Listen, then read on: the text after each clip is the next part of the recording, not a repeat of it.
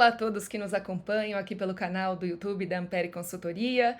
No último dia 1º de dezembro, do ponto de vista do calendário meteorológico, não astronômico, a gente começou a estação de verão. Deixamos aqui nesse slide um pouquinho dessa diferença de definição do calendário astronômico e meteorológico e viemos num vídeo especial para trazer um conteúdo para vocês a respeito de como foi a primavera e o que esperar desse verão de 2023. Então, não é novidade para ninguém que um dos grandes destaques do decorrer desta primavera foi o El Niño. O fenômeno já estava configurado desde junho, esteve com a gente, ganhando força, né? Até no final desse mês de novembro, ele bateu a intensidade muito forte, então ele foi um grande destaque, sem dúvida nenhuma, da estação de primavera. Também tivemos o dipolo do Oceano Índico, né? Essa diferença de temperaturas entre o Índico Oeste e a região leste desse oceano. Pacific Decadal Oscillation, né, oscilação decadal do Pacífico na sua fase negativa, e o Atlântico Norte também com temperaturas bastante positivas, bastante elevadas. Com essa condição toda, pessoal, o que aconteceu com a gente foi que na maior parte do tempo, sim, por influência dos oceanos globais, né, não só o que está em volta da gente, mas também por causa de Índico, por causa de Oceano Atlântico, Pacífico, tudo junto e combinado, a gente teve o predomínio de uma área de alta pressão atmosférica anômala, né? Quer dizer que nos 3 meses, quando a gente vai fazer o saldo final dessa presença de altas e baixas pressões pelo globo, a gente vê que a gente ficou sob a influência, na maior parte do tempo, de um anticiclone no centro-sul do Brasil, tá? Isso por conta do trem de ondas formado principalmente do Índico até o Atlântico, e também tivemos o predomínio de um anticiclone. Por quê? Porque os movimentos ascendentes aqui na faixa equatorial, por causa dos distúrbios, né, que se formam nessa época do ano, principalmente ali de agosto a novembro, na temporada de furacões do Atlântico Norte, esses distúrbios acabaram influenciando numa célula de circulação chamada célula de Hadley.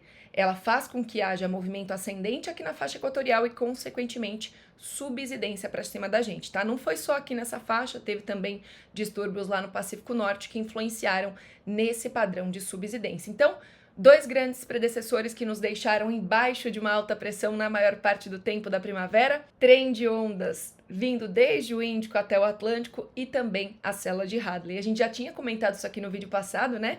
E isso foi um dos grandes motivadores, né? Esses predecessores foram motivadores de chuva abaixo da média durante o trimestre setembro, outubro, novembro, em boa parte do país, principalmente Sudeste, Centro-Oeste, região Norte e Nordeste.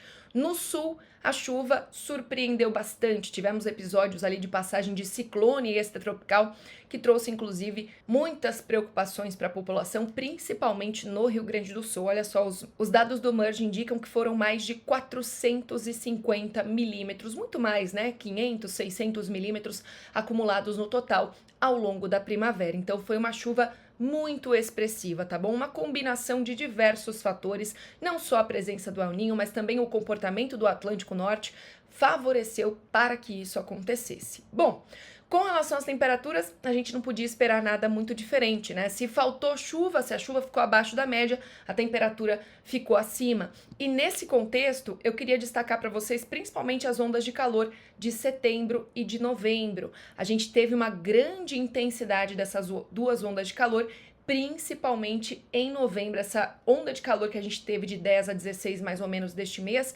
superou até a intensidade daquela que ocorreu no final de setembro, tá bom? E agora, o que esperar para o verão?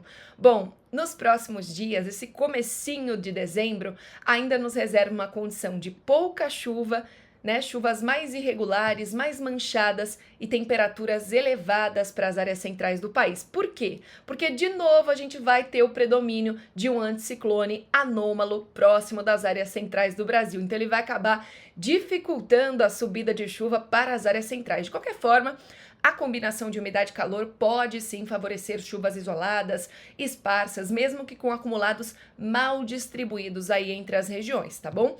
Esse é o início do nosso verão. Também por causa da ausência de chuvas muito expressivas, a temperatura deve subir bastante nesse começo do mês de dezembro. Inclusive, capital paulista, Rio de Janeiro, centro-oeste de São Paulo, região do centro-oeste também do Brasil, todas estas áreas com perspectivas de temperatura ainda superando os 35 graus de máxima. No norte, não preciso nem falar, né? O calorão continua e também a falta de chuvas mais regulares. Bom, mas calma lá, né? É verão, a expectativa é de chuva mais expressiva nas áreas centrais do Brasil. A gente pode esperar sim que isso aconteça, inclusive durante o período de 12 a 16 de dezembro. Já teremos o rompimento dessa área de alta pressão mencionada e volta a condição mais típica da estação de verão. Vamos ter giro anticiclônico, a famosa alta da Bolívia, amplificação de um cavado no centro-sul do país, e aí a umidade vai se alinhar muito mais nas áreas centrais. É até um período passível de se monitorar o potencial para a formação de zona de convergência do Atlântico Sul, a famosa ZACAS, tá bom? Com relação aos padrões esperados para o trimestre, a gente vai continuar durante todo esse verão influenciados pelo fenômeno El Niño. Inclusive, ele deve atingir o ápice entre o final de dezembro e a abertura do mês de janeiro, tá?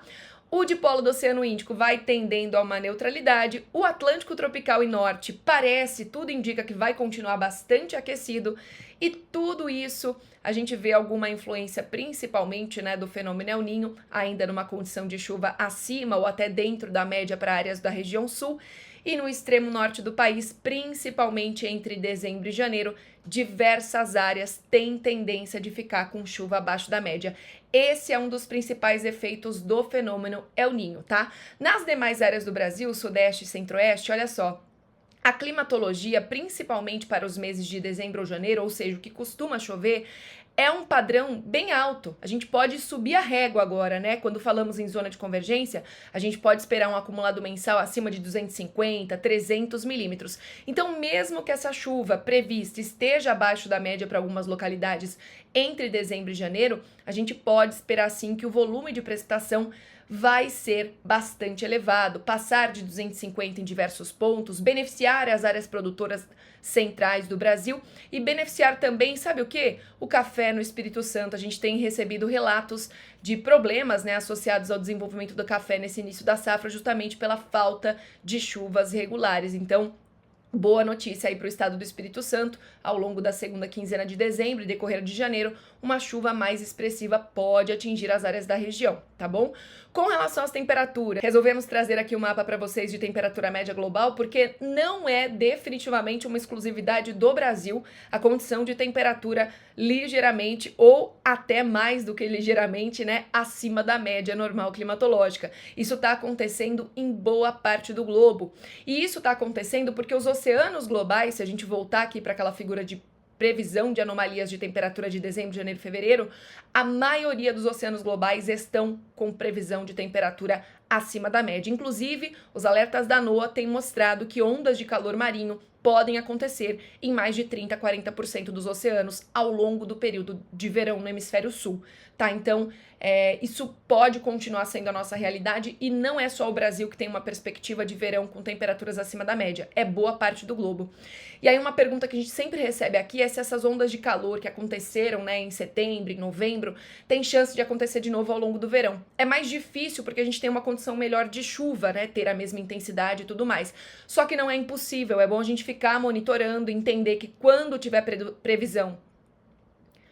quando tivermos previsão de redução de chuva, a temperatura ela dispara, ela sobe bastante. Então, o mais importante é manter o olho bem aberto nos acompanhamentos, na previsão. A gente também posta conteúdo aqui no canal para vocês. E é isso, no vídeo de hoje a gente apresentou então um pouquinho da condição de como foi a primavera e quais as expectativas para o nosso verão. Espero que vocês tenham gostado. Curtam esse vídeo, compartilhem com seus amigos. Muito obrigada por toda a atenção. Um grande abraço para todos vocês, para vocês que nos mandam pergunta lá no YouTube, também no nosso canal no Instagram. Logo a gente volta com mais conteúdo. Até a próxima!